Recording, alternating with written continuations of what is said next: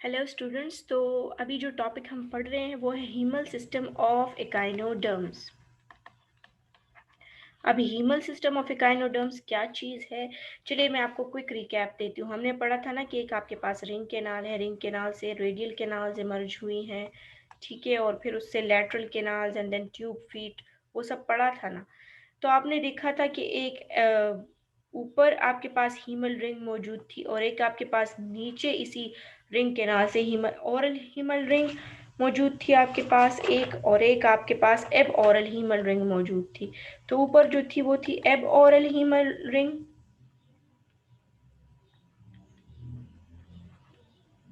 Ring और नीचे आपके पास थी ओरल हीमल रिंग।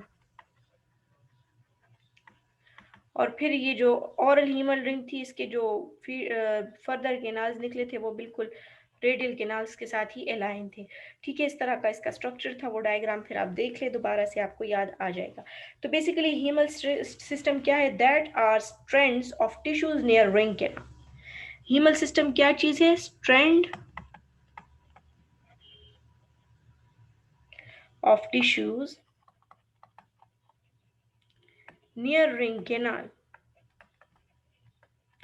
अब आपको डायग्राम में भी नजर आ रहा है ना, ये देखिए रिंग कैनाल के साथ ही, चलिए मैं कलर को जरा सा डिफ्रेंशिएट कर देती हूँ। लेट सपोज ये रिंग कैनाल है, तो इसी रिंग कैनाल के साथ ही ये ऊपर भी देख ले और नीचे भी देख ले, स्ट्रैंड ऑफ टिश्यूज कैनाल्स है। वो क्या है? इनको हम हीमल सिस्टम कहते हैं।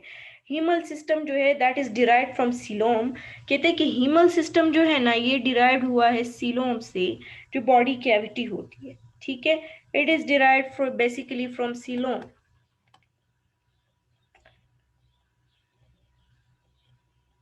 अब इस हीमल सिस्टम का काम क्या है? ये करता क्या है? ये फ्लूइड को सर्कुलेट करता है। कैसे सर्कुलेट करता है फ्लूइड को? इसके ये जो कैनाल्स है ना, ये पूरे कैनाल्स, या फिर ये मैं यहाँ पे बना देती हूँ, ये एक हीमल रिंग होगी, ये दूसरी हीमल रिंग होगी, एक माउथ के साइड पे और दूसरी एनस के साइड पे। अब हीमल रिंग से फर्दर कैनाल्स निकली हुए हैं। तो ये जो कैनाल्स हैं हीमल रिंग की, इनके अंदर सीलिया मौजूद है। तो इनके अंदर जो सीलिया इसके चैनल्स के अंदर मौजूद है ना, उसकी हेल्प से ये फ्लूइड को सर्कुलेट करता है। तो क्या कहा मैंने अभी तक? That is a strand of tissues near the ring canal and extend near the radial canals.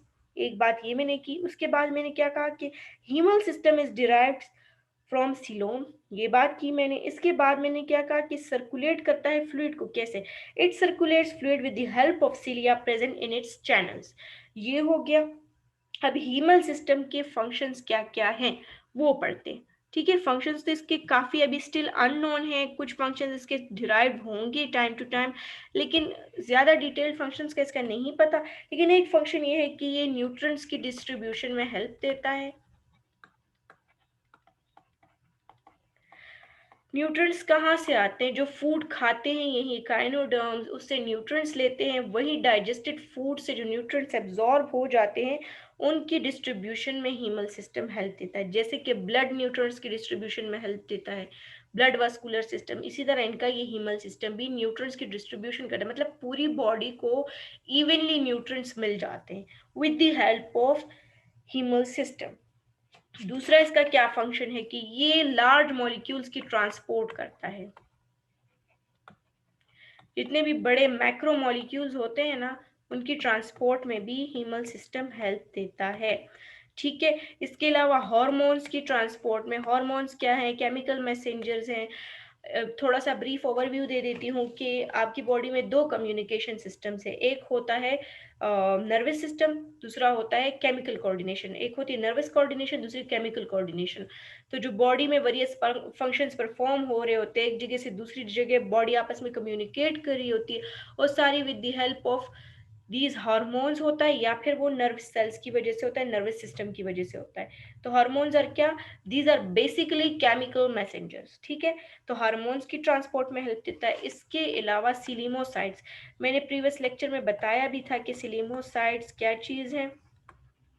ये इनकी ट्रांसपोर्ट में, इसकी ट्रांसपोर्ट में, इसकी ट्रांसपोर्ट में, इसकी ट्रांसपोर्ट में आपको क्या चीज हेल्प देती है? ट्रांसपोर्ट में आपको हेल्प देती है ये जो हीमल सिस्टम है। अब सिलिमोसाइड्स क्या चीज़ है? ये आपके पास सेल्स हैं जो कि इनगल्फ करते हैं और ट्रांसपोर्ट करते हैं वेस्ट प्रोडक्ट्स को बॉडी से बाहर। इनगल्फ करते हैं वेस्ट प्रोडक्ट को या फॉरेन पार्टिकल्स को, और फिर उनको क्या कर देते हैं, बॉडी से बाहर उनको हटा देते हैं, निकाल देते हैं। तो मतलब एक्सक्रीशन में इसका रोल है सिलिमोसाइड्स का, और डिफेंस में भी, क्योंकि इनगल्फिंग करेगा तो कोई भी फॉरेन पार्टिकल आएगा तो उसको इनगल्फ कर लेगा। So that was haemal system of echinoderms. If you have any question, comment below.